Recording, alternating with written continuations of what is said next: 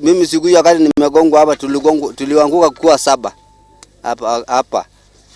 Na tunaomba tu rais na governor wasimamie hiyo mtu juu hata ni shida. Hata saa hii ako kwa ashikwe. Akona kapika nasunguka tu hapa. Tumerescue wazungu wamekufa hapa. Saa hii sisi wenye tuko na hospitali, we have hospitals here. But the ambulances cannot come to take the casualties because the road is very poor. Huyu contractor si hata aende ashikwe na aende hukumiwe. Juu ametufanyia mbaya. Magari yetu simeumia, watu wetu wameumia, kila kitu umeumia. Na leo tumeandamana tukiwa hiyo association yote ya Ngoswani pamoja na community. Tukisema tunataka haki itendeke ili barabara ifanyiwe marekebisho. We are a custom tour operator. We've got 33 people here from Virginia in the United States.